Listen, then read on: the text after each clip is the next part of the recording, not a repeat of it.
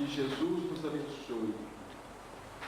É com muita alegria que nós estamos nesta casa, em Uberlândia,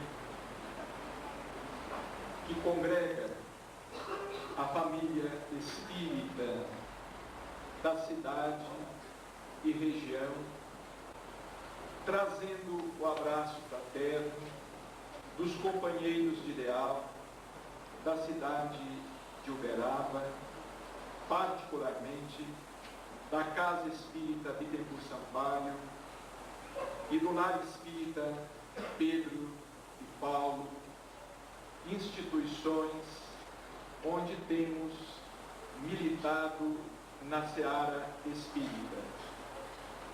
A nossa alegria é maior pela oportunidade de revermos companheiros, amigos, irmãos de ideal, desde os tempos da comunhão espírita cristã, depois do grupo espírita da prece, com a presença do nosso querido Chico Xavier, que igualmente estamos recordando nesta oportunidade.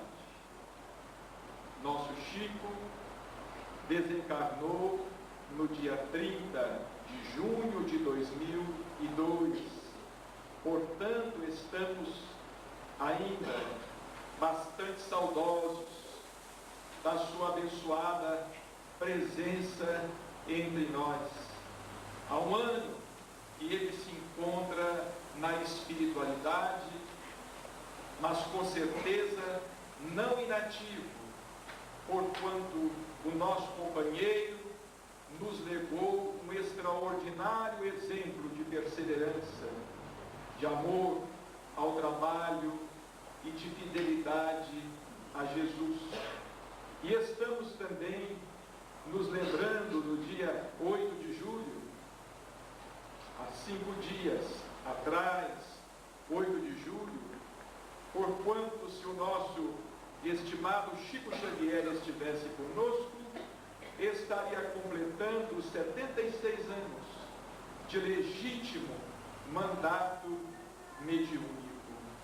As nossas vibrações carinhosas a ele, e que ele se sinta envolvido neste momento pelas nossas preces de carinho e de profunda gratidão.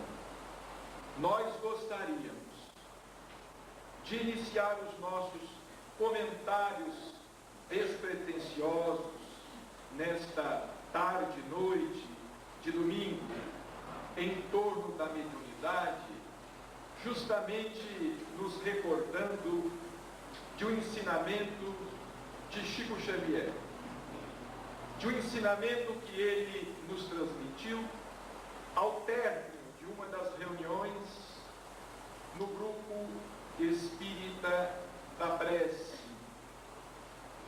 quando ele havia terminado de psicografar e de ler as mensagens recebidas naquele sábado, ele foi procurado por uma jovem que estava ensaiando os seus primeiros passos na mediunidade. E ela então perguntou a ele qual seria a melhor maneira de se desenvolver a mediunidade. Como ela deveria proceder para desenvolver as suas faculdades mediúnicas? É uma pergunta com a qual nós nos deparamos sempre. É uma pergunta que sempre estamos a fazer àqueles que possam nos transmitir alguma orientação. Pacientemente, como sempre, o Chico respondeu a ela, a orientou, recomendando que ela frequentasse a casa espírita, que ela procurasse estudar ajudar a obra de Allan Kardec, que se ligasse a uma atividade assistencial, que pudesse lhe dar alguma retaguarda em seu processo de desenvolvimento mediúnico. Mas quando ela se retirou, quando a jovem se retirou, ele comentou conosco discretamente, fez um comentário conosco, que ali estávamos já na madrugada de domingo, porquanto a reunião começava no sábado à tarde, à sombra do abacateiro, e se prolongava até a madrugada de domingo. Poucos amigos restavam no recinto e ele fez um comentário muito precioso. Ele disse assim: muita gente me procura para saber como desenvolver a mediunidade, mas quase ninguém me pergunta o que deve fazer para desenvolver a bondade. Naquela resposta sábia, nos colocamos a refletir, nos colocamos a meditar. Muita gente me procura para saber como desenvolver a mediunidade. Quase ninguém me pergunta o que deve fazer para desenvolver a bondade. Sem dúvida, prezados irmãos, o desenvolvimento mediúnico é muito importante, porque, afinal de contas, todos somos médiuns, uns mais, outros menos. Está lá em O Livro dos Médiuns. Todo aquele que sente, num grau qualquer, a influência dos espíritos, é por isso mesmo médium. E o homem está se tornando cada vez mais médium, porque a mediunidade, afinal de contas, é resultado da evolução. E nós não podemos fugir à evolução. Não existe retrocesso evolutivo, não existe retrocesso espiritual. Assim como fomos desenvolvendo os nossos sentidos físicos ao longo dos milênios, os nossos sentidos espirituais também foram e estão em constante aperfeiçoamento. Tanto é assim que, conforme sabemos, a mediunidade não foi criada pelo Espiritismo. A mediunidade não nasceu com o Espiritismo. Allan Kardec, tão somente, e este tão somente entre aspas, Allan Kardec estudou o fenômeno, se interessou pelo fenômeno, pesquisou o fenômeno, catalogou o fenômeno, publicou o Livro dos Médiuns e estudou esse intercâmbio entre os dois planos da vida, o plano físico e o plano espiritual, porquanto antes de Allan Kardec, os médiuns eram queimados como hereges, como bruxos, como feiticeiros, eram internados nos hospitais psiquiátricos como loucos. Com Allan Kardec, a mediunidade adquiriu cidadania. Ele criou uma terminologia própria. Ele cunhou palavras apropriadas e reclamou para a mediunidade a credibilidade, a confiabilidade que a mediunidade merece.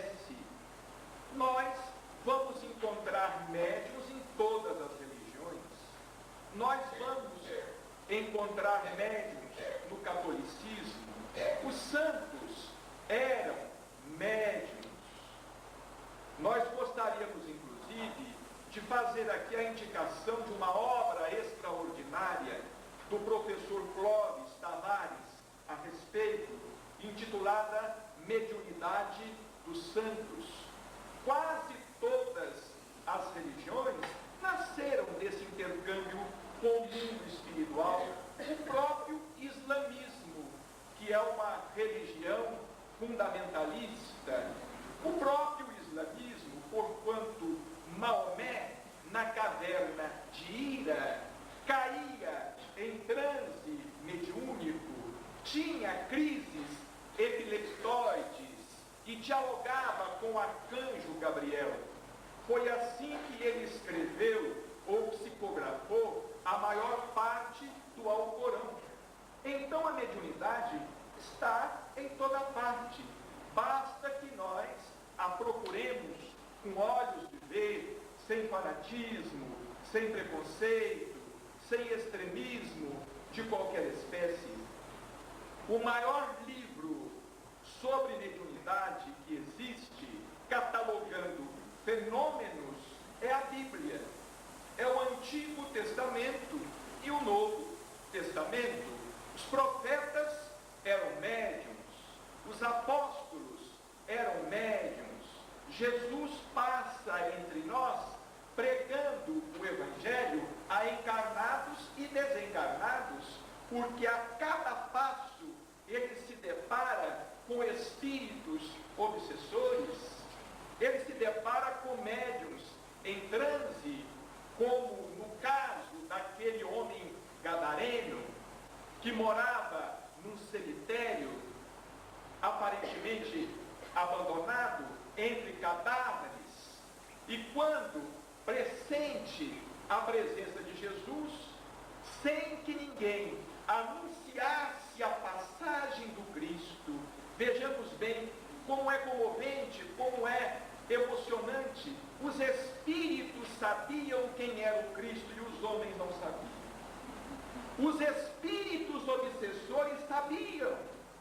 Eles sabiam que o Cristo estava na terra, e os próprios homens, os encarnados, não sabiam. Aquele homem louco, possuído por muitos espíritos, espíritos que se denominavam legião, aquele homem louco sabia que Jesus era o Messias. Tanto é assim que ele sai correndo ao encontro de Jesus, que peregrinava por uma estrada empoeirada, e pergunta a Jesus, interpela o Cristo: que temos nós contigo, ó Nazareno? Que temos nós contigo? Jesus não se fizera anunciar. Jesus, ninguém sabia que era ele que estivesse passando por aí, por ali. Aquele homem era um homem perturbado, que vivia entre cadáveres. Como é que ele pode saber que temos nós contigo, ó Nazareno? Não nos perturbeis. Vejamos bem, os espíritos obsessores se sentiam perturbados, se sentiam incomodados à simples passagem do Cristo. Eles se desalojavam, eles se sentiam incomodados. Que temos nós contigo? Então Jesus pergunta àquele homem: qual é o seu nome? Ele responde: legião, porque somos muitos. Então vejamos bem, prezados irmãos, que coube a Allan Kardec o mérito, digamos aí, assim, o mérito de extrair a mediunidade da obsessão. Porque antes do conhecimento espírita, o que existia mais era obsessão, ou seja, mediunidade deseducada, mediunidade sem esclarecimento, mediunidade sem disciplina, sem educação, sem consciência do fenômeno. Então Allan Kardec separou o que era obsessão do que é mediunidade. Nós devemos a Kardec esse esforço, esse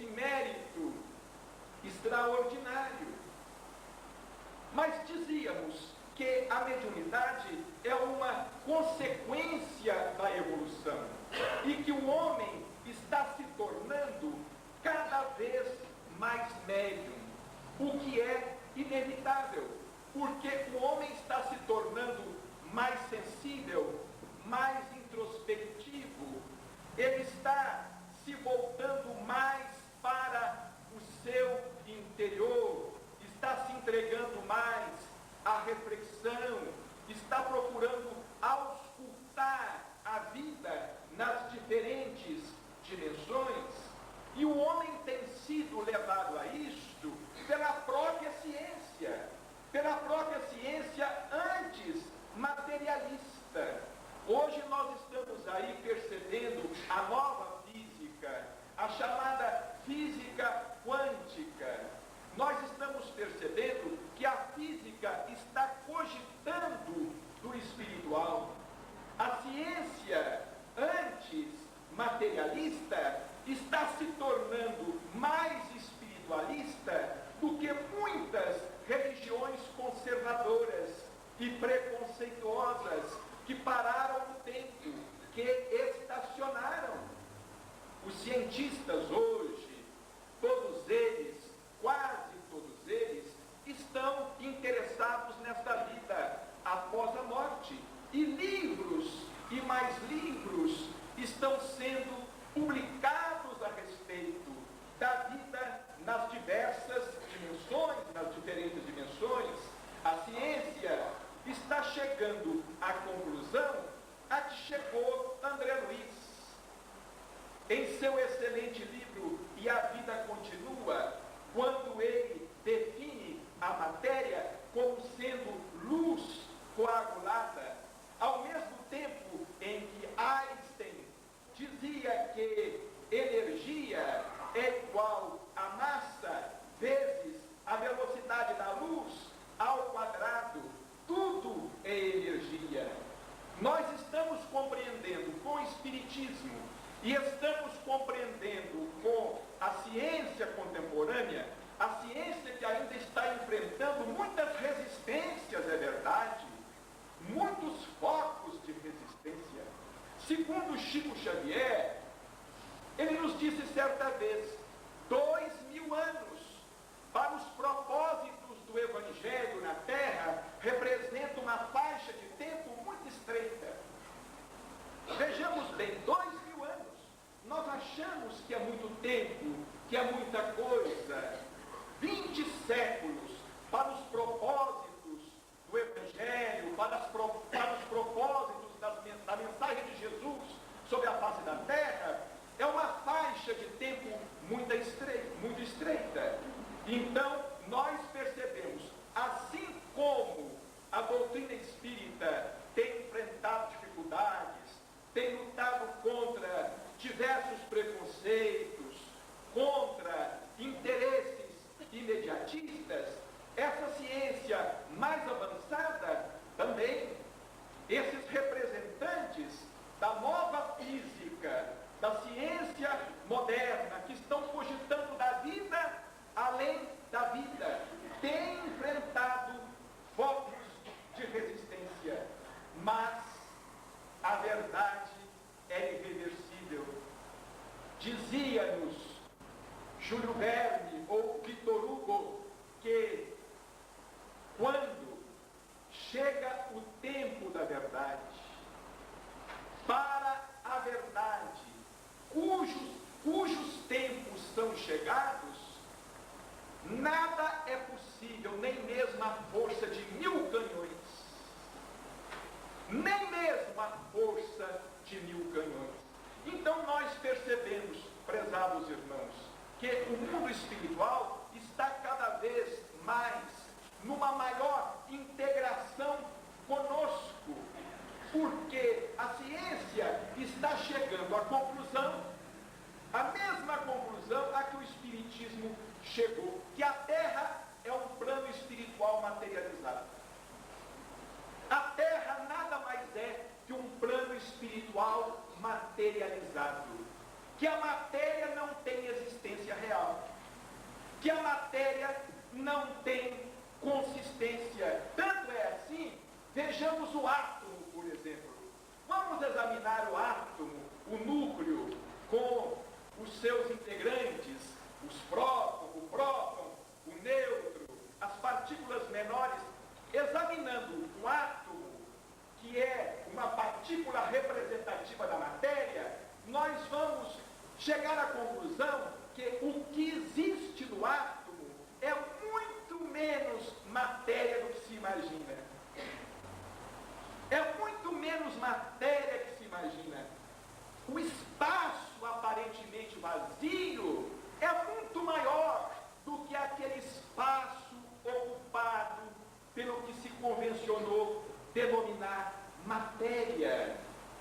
Vejamos o nosso corpo. O que é o nosso corpo? O nosso corpo, ele é constituído de 3/4 de água. E a água, segundo o espírito Rodrigues de Abreu, pela mediunidade de Chico Xavier, é a filha mais dócil da matéria tangível. Vejamos bem, o nosso corpo físico, ele é constituído de água. O nosso planeta não deveria se chamar Terra, mas sim planeta Água. E a água é a filha mais dócil da matéria tangível. Então nós estamos percebendo que nós vivemos, na verdade, nós vivemos num mundo camuflado.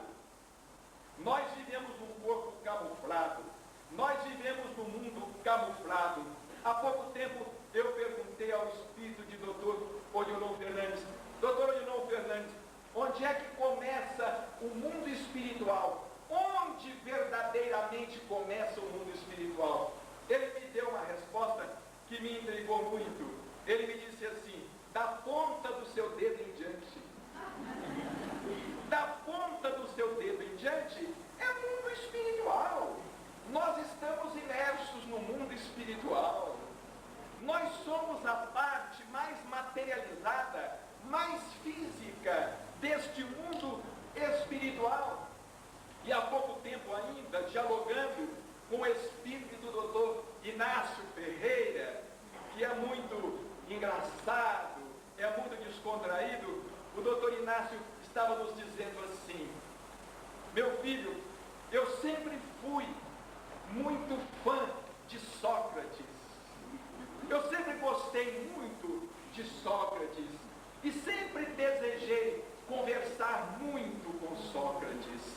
E eu pensava que quando desencarnasse, isso seria possível para mim, porque, afinal de contas, Sócrates no mundo espiritual e eu também desencarnado no mundo espiritual, no mesmo meio, eu não teria maiores dificuldades para me deparar com o espírito de Sócrates e conversar com ele. E ele me disse assim: o meu desejo era tão grande que depois de alguns meses na vida espiritual, conversando com o orientador, eu manifestei a ele a minha vontade, o meu desejo.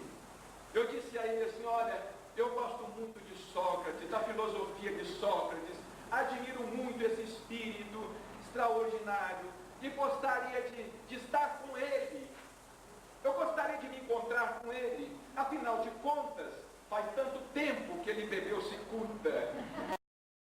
E eu também já estou no mundo espiritual. Nós estamos aqui no mesmo meio. Acho que nada impede de que eu me encontre com Sócrates. O orientador disse assim: nada, realmente não há nada que impeça que você procure por Sócrates. Aí dizer: mas como eu devo proceder? Como é que eu faço? Aí disse que o orientador disse a ele assim: você pode ir. Simplesmente respondeu: pode caminhar. Mas caminhar para onde? Caminhar para onde? Procurar Sócrates. Onde? Em que dimensão espiritual? Porque quando a gente fala em dimensão espiritual, quando a gente fala em plano espiritual, a gente imagina o plano espiritual como um todo homogêneo. A gente não pensa que o mundo espiritual é constituído de N dimensões. E que essas N dimensões relativamente, não é? Essas N dimensões, elas são mais ou menos materiais e mais ou menos espiritualizadas, de acordo com a natureza dos espíritos que as povoam, que as habitam. Por exemplo, nós estamos falando de mediunidade aqui na Terra. É natural que seja assim. Nós queremos entrar em contato com os benfeitores espirituais, nós queremos entrar em contato com os nossos familiares desencarnados, nós queremos cooperar com os espíritos desorientados, com os espíritos infelizes. É natural que seja assim.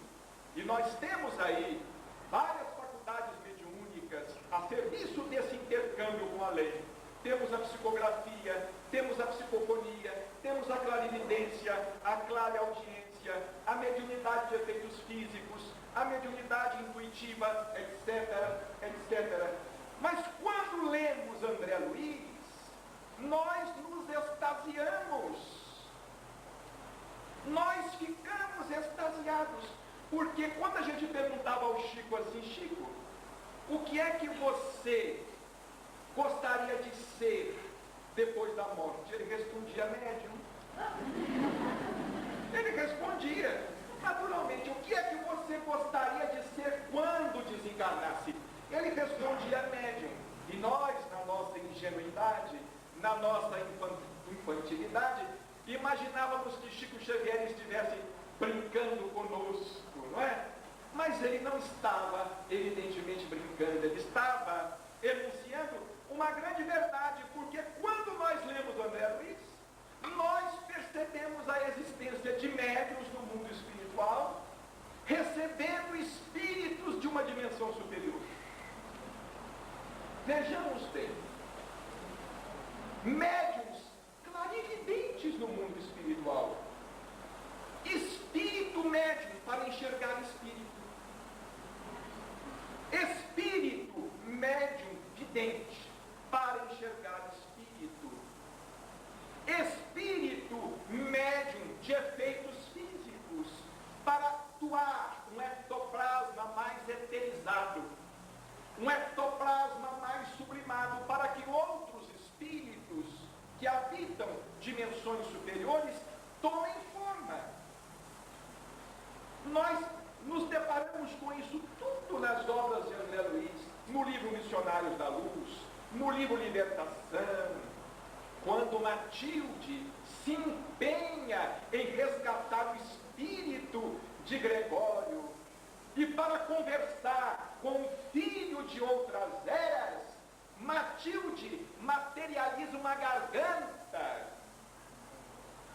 no plano espiritual inferior, naquela cidade estranha. O espírito de Matilde materializa uma garganta. No livro Nosso Lar, por exemplo, André Luiz manifesta a vontade de se encontrar com sua mãe. Vejamos bem como ele estava dividido. O seu pai estava numa região inferior e o espírito de sua mãe numa região espiritual superior. Com o espírito de seu pai, ele poderia se encontrar sem qualquer dificuldade, mas com o espírito de sua mãe, era praticamente impossível. O que acontece então, segundo ele próprio nos narra no livro Nosso Lar? Ele adormece, como nós dormimos aqui, porquanto os espíritos ainda dormem, os espíritos mais próximos de nós, porque nós não estamos cogitando da vida do espírito em esferas que não compreendemos, em esferas que nós não entendemos. Nós estamos cogitando da vida do espírito nas esferas próximas a nós. Então André Luiz adormece em nosso lar, deixa o seu perispírito, vejamos bem, se desdobra, larga o seu corpo espiritual e sai no corpo mental e encontra-se com sua mãe numa dimensão superior. Vejamos, prezados irmãos, isso tudo é exercício de mediunidade. Vejamos como a mediunidade se amplia, como ela ganha novos horizontes, como nós precisamos de entender a mediunidade de uma forma muito mais sublime. Foi quando eu compreendi o que Chico Xavier disse conosco, quando ele disse assim: muita gente me procura para saber como desenvolver a mediunidade, mas quase ninguém me pergunta o que fazer para desenvolver a bondade. Eu estava lendo ainda hoje do livro Missionários da Luz, por sinal excelente, considerado um dos 10 livros espíritas do século. Estava lendo o capítulo Mediunidade e Fenômeno, em que o espírito de Alexandre faz uma preleção magnífica sobre mediunidade. E eu pensei assim: já li este capítulo diversas vezes, já li este livro muitas vezes, vou lê-lo de novo, vou ler este capítulo novamente com atenção, parágrafo a parágrafo. Quem sabe eu vou me deparar aqui com alguma técnica para desenvolver a mediunidade. Porque, na verdade, o que nós queremos é que alguém nos ensine uma técnica para psicografar, uma técnica para incorporar, uma técnica para enxergar os espíritos, uma técnica para ouvir os espíritos, uma técnica para transmitir passes, uma técnica para desenvolver a nossa capacidade de cura. Desistamos. Não existem técnicas capazes de nos fazer médiums se nós não somos. Não existem técnicas capazes, se nós não somos, entre aspas, evidentemente, se nós não sabemos canalizar o nosso potencial, os nossos recursos medianímicos, como eles necessitam de ser encaminhados. Então eu estava atento à preleção de Alexandre, quando ele fala sobre mediunidade e fenômeno, procurando nas entrelinhas. Quem sabe existe uma técnica? Quem sabe uma técnica que possa facilitar a psicografia? Quem sabe uma técnica que auxilie os espíritos a tomar o meu braço? Quem sabe uma técnica para incorporar com maior autenticidade, para incorporar os espíritos com maior facilidade? Eu me decepcionei, também entre aspas, porque não me deparei com nenhuma técnica em toda a sua preleção, que ocupa praticamente todo o capítulo do livro. O instrutor Alexandre chama-nos a atenção para a necessidade de nos aperfeiçoarmos intimamente, como técnica para que as nossas faculdades extrasensoriais se aflorem e se mostrem mais produtivas. Interessante, é muito interessante isto. Tem horas que eu fico pensando assim: se o homem Chico Xavier não tivesse existido, o médium Chico Xavier não existiria. Porquanto não é um médium em função, não é a mediunidade em função de si mesma, é a mediunidade em função do homem, em função do médium, da qualidade do médium, da condição espiritual do médium. Então os espíritos resumem tudo isso que nós estamos falando numa frase lapidar. Eles dizem assim: em última análise, desenvolver mediunidade significa desenvolver o espírito. Em última análise, em síntese, desenvolver mediunidade, desenvolver qualquer faculdade mediúnica, significa desenvolver o espírito, mas não o espírito comunicante, o espírito do próprio médium. Porque às vezes nós achamos assim: eu não produzo porque os mensageiros que se comunicam por meu intermédio não são capazes de produzir. Dr. Odilon diz assim: tal médium, tal mediunidade. E assim como os espíritos exigem do médium, o médium médium pode exigir dos espíritos. Assim como os espíritos às vezes trocam de médium, quando esse médium se revela relapso, preguiçoso, indisciplinado, quando o médium cresce e o espírito comunicante não acompanha o seu crescimento, ele muda de sintonia e muda de espírito. É uma coisa curiosa. Porque mediunidade, em suma, o que é? É sintonia. Mediunidade é sintonia, é pensamento a pensamento. A mediunidade, ela se manifesta através do corpo físico, mas na verdade ela se manifesta no espírito. Ela se manifesta através do corpo, mas não se manifesta no corpo. A mediunidade, ela não depende tanto do organismo, quanto depende do espírito, quanto depende da mente, quanto depende do pensamento. Mais que predisposição física, carecemos de ter predisposição psíquica e espiritual. Mais que predisposição física para a mediunidade, nós precisamos de ter predisposição psíquica, predisposição espiritual. E essa predisposição espiritual é resultado do esforço, é resultado do trabalho, é resultado do estudo, é resultado da disciplina, é resultado da esfera mental em que o médium vive. É resultado disso tudo, de um conjunto. As pessoas dizem assim, às vezes nós nos deparamos com determinadas pessoas que dizem assim: eu vou para a reunião de desenvolvimento no centro, eu frequento a reunião de desenvolvimento. Aí eu pergunto assim, qual delas? Qual delas?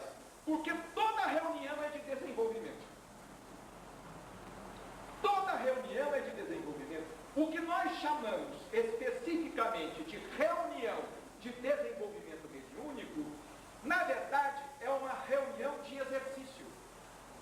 É uma reunião de exercício mediúnico, porque o médium que pensa em se desenvolver do ponto de vista mediúnico e espiritual, apenas naquela reunião específica, uma vez por semana, evidentemente, ele não vai colimar os seus objetivos.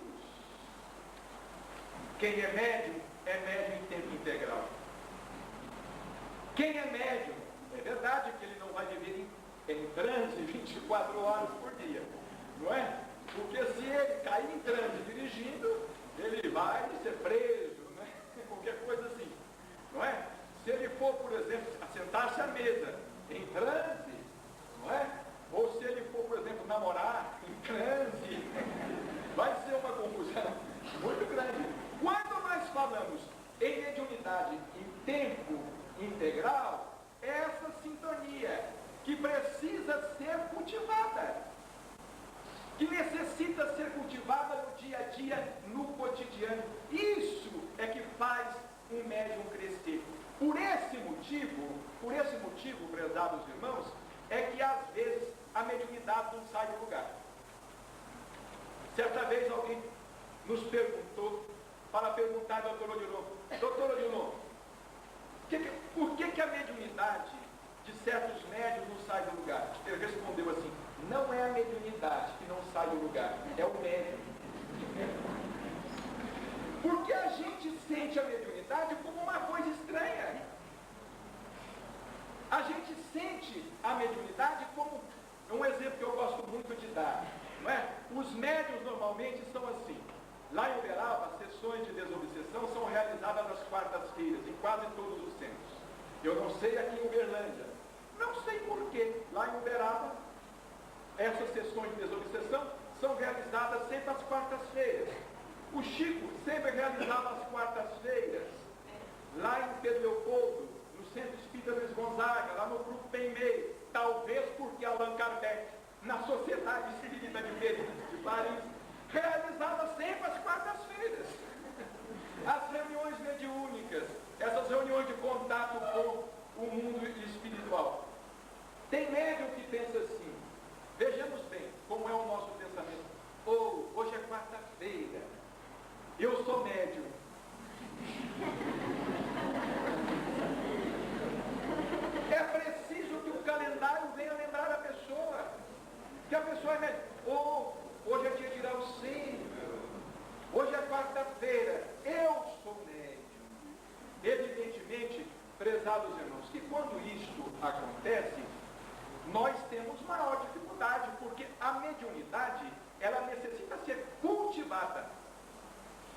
ela necessita ser cultivada. Se nós cultivarmos, vamos dizer, a faculdade mediúnica de que sejamos portadores, se nós cultivarmos essa faculdade mediúnica, nós vamos produzir. Lá no Evangelho segundo o Espiritismo tem uma frase curtinha que sempre me chamou muito a atenção. Porque muita gente acha também que o Evangelho segundo o Espiritismo é um livro de exorcismo, né? Deixar aberto para exorcizar os maus espíritos, né? E o Evangelho segundo o Espiritismo é uma obra de estudo também. Lá tem uma frase curtinha que diz o seguinte: olha, o espírito precisa ser cultivado como a um campo. Olha que frase. Isso dá para a gente pensar até depois de amanhã, não é? O espírito deve ser cultivado como a um campo. Como é que a gente cultiva um campo? A gente sabe do trabalho. Antes de jogar a semente, antes de lançar a semente, primeiro a gente vem e faz a estoca, né? Arranca o topo, revolve a terra, prepara a terra, manda analisar a terra, para ver se está faltando alguma substância na terra, joga adubo na terra, espera ver o tempo, se vai chover, se não vai chover. Por último, a semente. Por último, a semente. Para que tenhamos o quê? Uma boa floração. E, consequentemente, uma boa colheita. Agora, muitos médios não querem passar por esse processo. Por esse processo, entre aspas, de iniciação. Querem, por exemplo, ser médiuns já prontos e feitos, já começaram acabados. Não compreendem que a mediunidade, digamos assim, qualquer faculdade mediúnica, não é? Ela necessita ser cultivada ao longo do tempo. E muitos de nós estamos nos preparando nesta encarnação para sermos médiuns na outra. Ou para sermos médiuns no mundo espiritual. Estamos nos preparando nesta para exercermos a mediunidade com proveito na vida espiritual ou numa outra existência. E às vezes somos afoitos demais. Somos muito precipitados, não é? E queremos começar na mediunidade do ponto em que Chico Xavier parou. Não é? É verdade. Muitos queremos começar do ponto em que ele parou. É uma coisa muito interessante também da gente constatar na mediunidade. Então, prezados irmãos, para resumirmos tudo o que nós estamos falando aqui a respeito de mediunidade e de intercâmbio, o melhor trabalho de desenvolvimento mediúnico é aquele que é realizado no dia a dia. É o trabalho que nós efetuamos com nós mesmos. É o trabalho em que nós procuramos nos corrigir, combater as nossas tendências infelizes, em que nós procuramos uma maior sintonia com a vida, uma maior integração com a vida, com a vida como um todo. Porque é uma coisa curiosa também. A gente entende mediunidade apenas para entrar em contato com os mortos. Não é assim? É assim que a gente entende mediunidade. Mas a mediunidade, ela existe num sentido mais amplo. Não, nós desenvolvemos as nossas percepções não apenas para entrarmos em contato com os desencarnados, para também melhor nos colocarmos em contato com os encarnados. E para também melhor entrarmos em contatos com nós mesmos. Porque nos diz o Espírito Dr. Odilon Fernandes que o desenvolvimento de qualquer faculdade mediúnica pode ser considerado para o médium o seu melhor processo de autoconhecimento. Pode ser considerado pelo médium como sendo o seu melhor processo de autoconhecimento. Vejamos bem, porque o médium vive constantemente entre as duas realidades. Segundo o professor Herculano Pires, ele é um ser interexistente. Então ele se relaciona com os desencarnados, ele se relaciona com os encarnados, ele se relaciona consigo mesmo, mais profundamente, com maior consciência, não é? Ele se relaciona melhor com a vida, ele tem mais sensibilidade, ele percebe a beleza de uma flor, de uma paisagem, da noite estrelada, ele vê Deus em todas as coisas. Aquele que pensa em ser médium apenas para intercambiar com os desencarnados, ele será sempre um médium pela metade.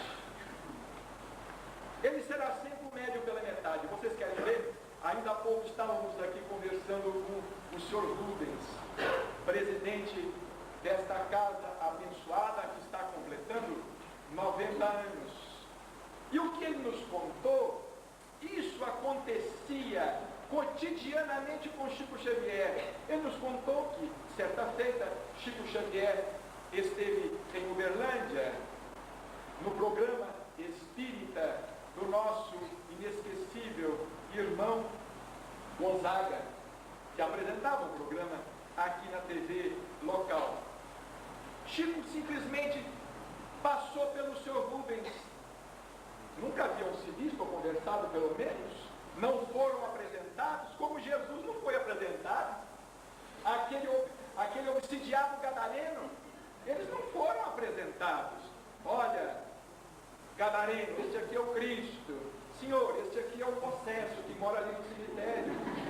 Eles não foram apresentados e se conheciam. Chico passou pelo Sr. Rubens e disse assim: como vai o nosso irmão Rubens? Chamou pelo nome. Isso era frequente.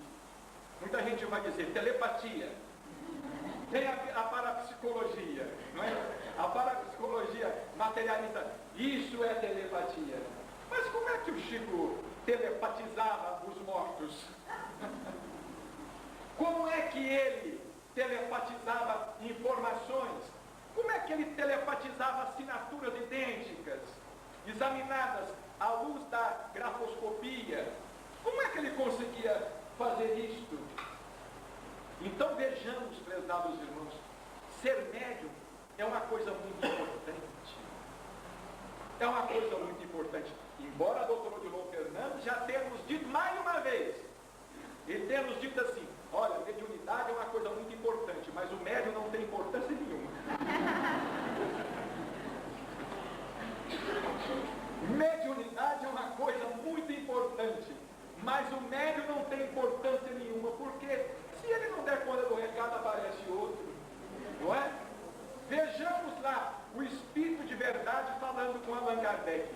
Quando Allan Kardec perguntou ao Espírito de Verdade assim: se eu falhar na minha missão, o que vai acontecer?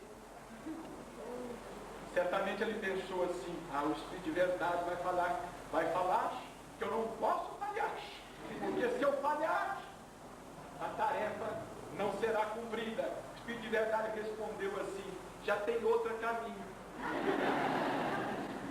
Diz a ele: já tem outro caminho, porque os desígnios de Deus não podem repousar sobre os ombros de um homem só. Está lá. Ele diz a Allan Kardec: se você falhar, tem outro. E tinha mesmo, tinha Leon Denis. Tinha Leon Denis que já estava pronto, como se revelou pronto, como um dos mais fiéis discípulos da codificação, dos mais fiéis discípulos de Allan Kardec. O máximo que poderia acontecer é o Livro dos Espíritos não ser lançado no dia 18 de abril de 1857. Mas talvez fosse lançado no dia 18 de abril de 1877, com 20 anos, 10, 15 de atraso, mas ele seria lançado. Então, prezados irmãos, vamos entender mediunidade com os nossos benfeitores espirituais, vamos entender mediunidade com Chico Xavier, vamos entender mediunidade com André Luiz, vamos entender mediunidade com Emmanuel, através de obras fantásticas. Vamos entender mediunidade de uma maneira mais ampla, mais abrangente, e vamos nos sentir médiuns no dia a dia, e vamos nos integrar mais com a vida que nos rodeia. Vamos nos tornar mais sensíveis. Muita gente diz assim: eu não sou médium. Aquele que fala que não é médium, é porque ele não conhece mediunidade. Ele não sabe definição de mediunidade. Porque todos somos portadores. Às vezes o presidente do centro diz assim: eu não sou médium, eu não tenho nenhuma mediunidade. Tem outros que dizem assim: a única mediunidade que eu tenho, eu dou passe. A pessoa diz assim, como se dar passe fosse uma mediunidade insignificante. Não é? Eu sou só passista.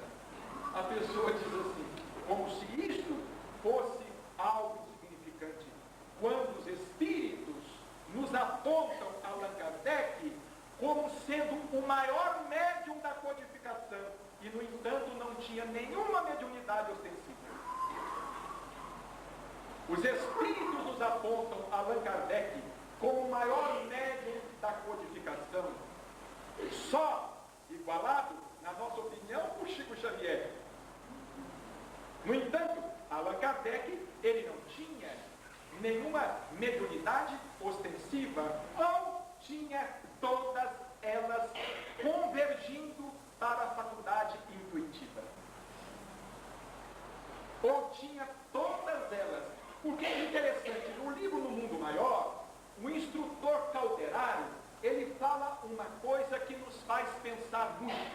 Porque os livros de André Luiz, voltamos a repetir, precisam ser estudados nas casas espíritas. A coleção toda de André Luiz, a começar de nosso lado, precisam ser estudados nas casas espíritas. A obra de André Luiz, vamos enfatizar mais uma vez, o movimento espírita precisa acordar para André Luiz. Existem muitas obras de valor no mercado, muitas obras doutrinárias que reverenciamos e respeitamos, mas até agora André Luiz insuperável. Até agora André Luiz insuperável. E até agora Chico Xavier, o médium que complementou, desdobrou o Pentateuco kardeciano. Nós estávamos lendo no livro No Mundo Maior, capítulo 9, intitulado Mediunidade, quando o instrutor Calderaro diz assim para André Luiz: a mediunidade mais bela e mais pura começa para o homem nos domínios da intuição pura. A mediunidade mais bela, a faculdade mediúnica mais bela e mais sublime, começa para o homem nos domínios da intuição pura. De certa forma, prezados irmãos, psicografia é mediunidade primitiva. De certa forma, incorporação é mediunidade primitiva. Primitiva, porém, das quais iremos necessitar muitos séculos ainda.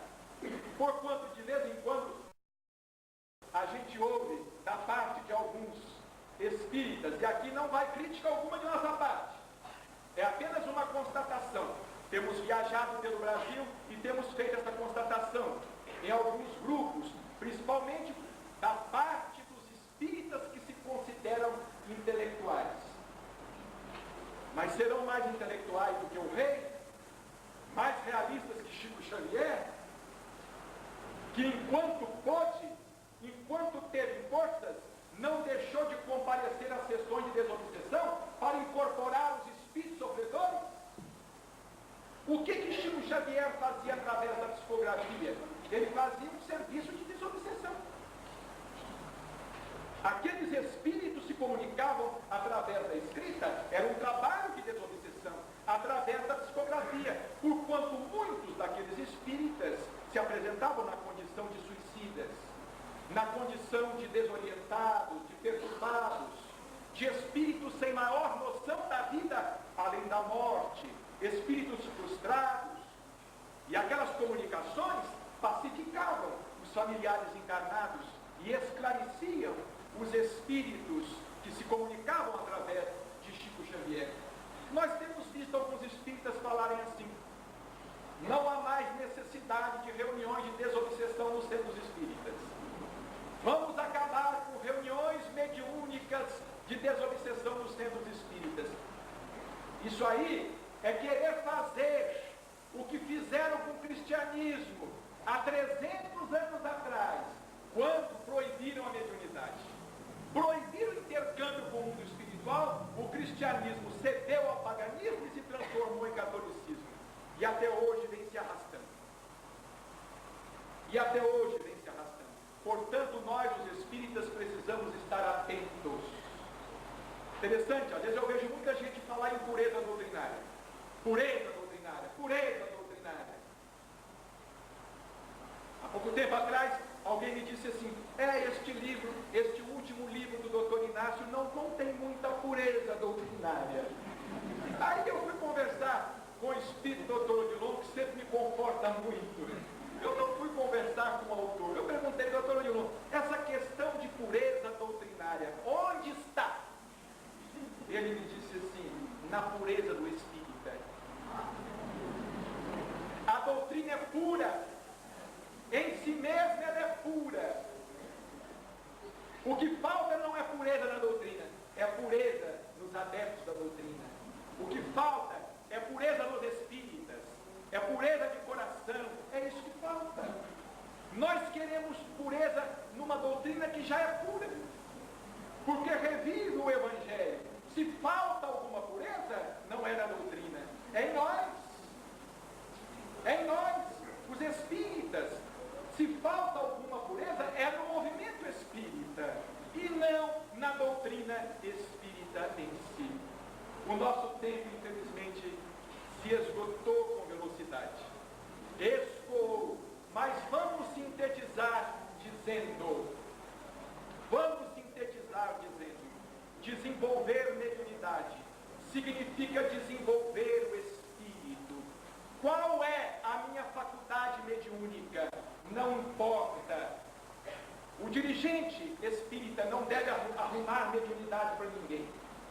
Você é médium de corporação, você é isso, você é aquilo. Se você que é médium não sabe qual é a sua mediunidade, muito menos eu. Você que deve saber qual é a sua faculdade mediúnica.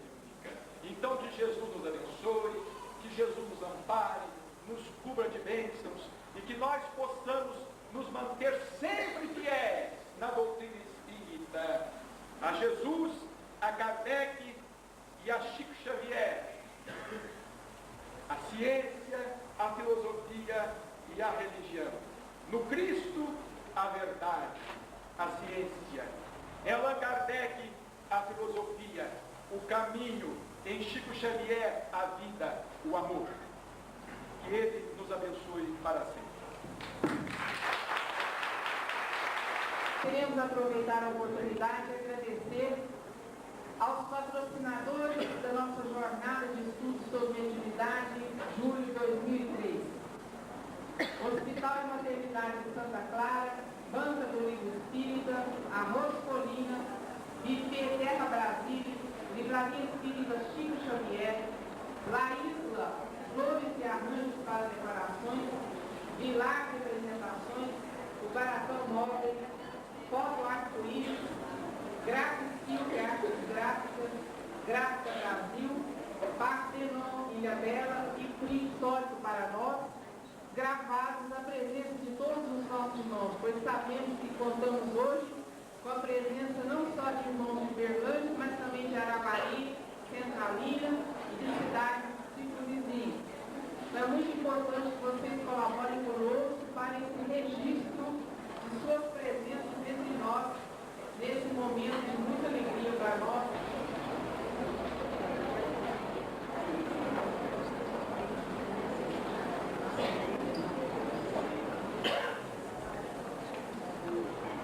Nós pedimos que os nossos irmãos agilizem com as perguntas, porque nós temos meia hora só para responder, para finalizar os nossos trabalhos da noite.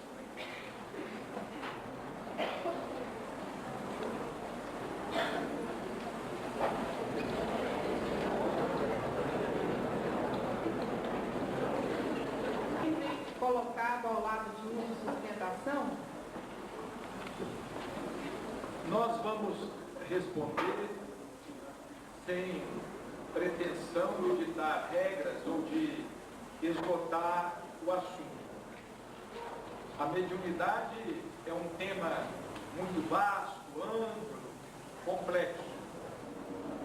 Nós responderíamos à questão que nos foi formulada com André Luiz, através do livro Desobsessão, em que o espírito de André Luiz, que também é médium, porque André Luiz funcionou como médium nas suas obras. André Luiz, ele foi coautor, ele não foi autor, totalmente autor de suas obras. Ele foi coautor, ele funcionou como médium.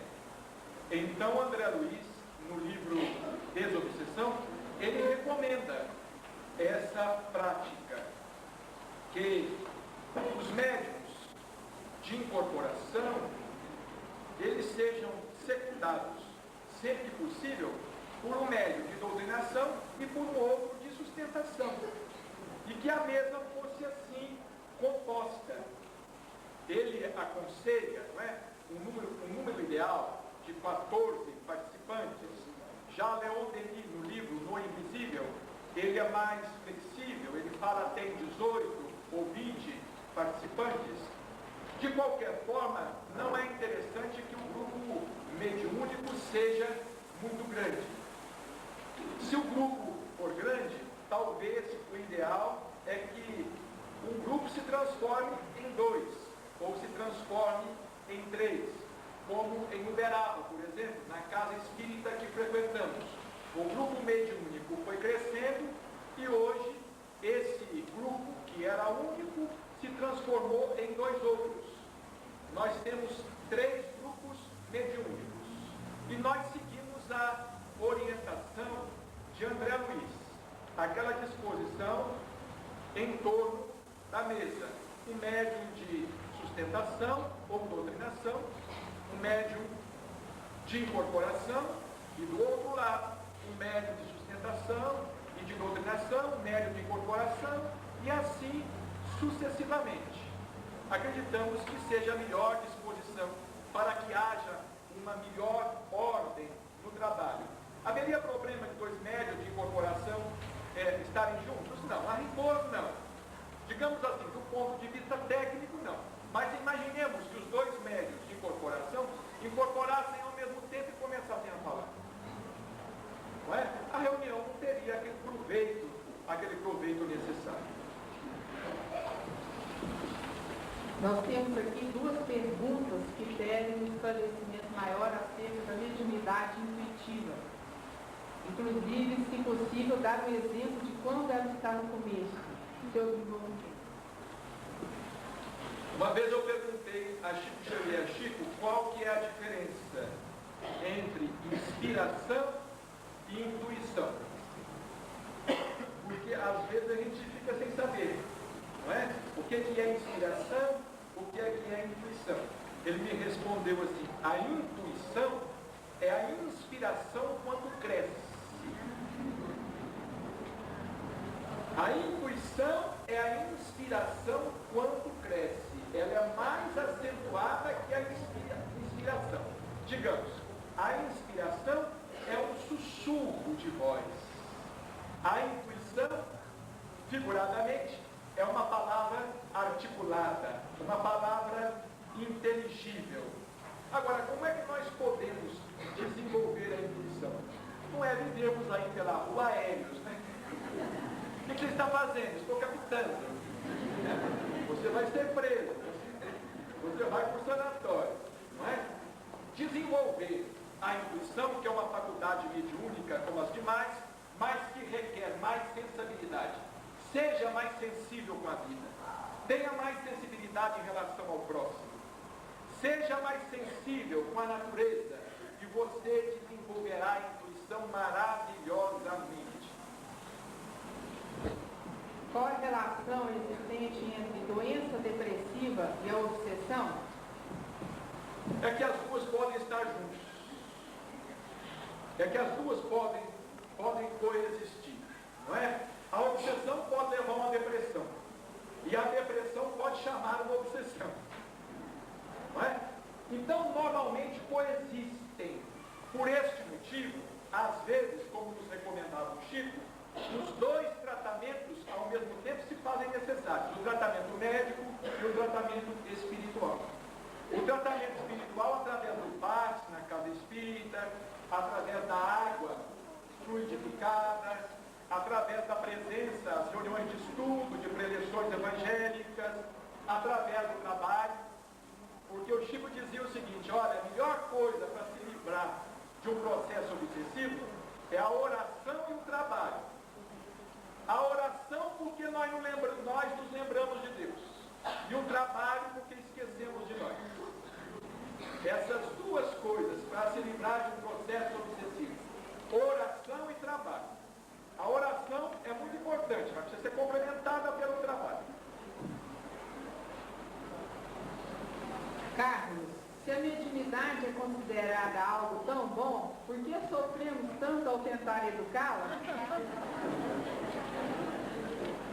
Olha, não é a mediunidade que é deseducado, o médium que é deseducado.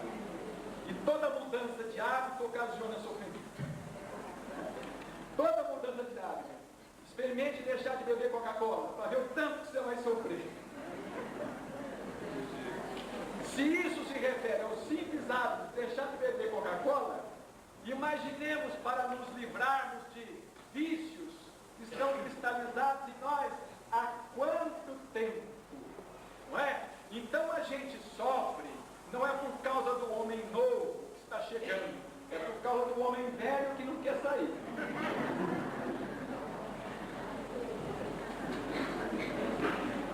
Doutor Carlos, sobre as reuniões de práticas mediúnicas, gostaria de saber quanto aos locais em que as realizadas influenciam o seu andamento e qualidade. Se os médicos tivessem evolução moral, o que deveria, além disso, ser realizado em casos espíritos? Olha, a casa da mediunidade é o centro espírita. É o que nos fala o Dr. Odilon. A casa da mediunidade é o centro espírita. Com raras exceções, exercícios mediúnicos podem ser realizados em casa com muito boa orientação e segurança. Com algumas exceções, e apenas algumas faculdades mediúnicas se prestam, digamos, a esse exercício doméstico da mediunidade, como é o caso da psicografia, é o caso da pintura, é o caso da música. Mas, por exemplo, como é que a gente vai treinar incorporação em casa? Não é? Como é que nós vamos treinar incorporação em casa? Como é que nós vamos treinar em casa efeitos físicos? Só se for os espíritos quebrarem tudo, né? Colocarem fogo em tudo. Então, o local indicado é a casa espírita. Em relação à reunião de desobsessão, o que você acha de ter um médium exercendo a psicografia em trabalho de desobsessão? O Chico sempre orientava o seguinte: se tem um médium de psicografia na reunião de desobsessão, ele não precisa de ficar necessariamente ali assentado à mesa, onde está ocorrendo o trabalho. Pode-se arrumar para ele uma mesinha, por exemplo, vamos supor que a desobsessão esteja sendo realizada aqui. Se ele está exercitando a psicografia, pode-se arrumar uma mesinha para ele lá no cantinho da parede e colocar uma pessoa com ele para ajudá-lo ali durante a reunião. Isso pode ser feito. Não é interessante que ele faça o seu exercício de psicografia à mesa. Na aliança municipal. É fundamental, é importante que todos nós tenhamos vínculos cada vez mais fortes com a casa espírita. É ali que nós aprendemos, é ali que nós desenvolvemos e educamos a mediunidade. Não tem outro modo de ser. Mas também teremos que avançar, talvez, não sei se eu posso dizer isso, avançar, mas contribuir um pouco mais também com a aliança municipal espírita.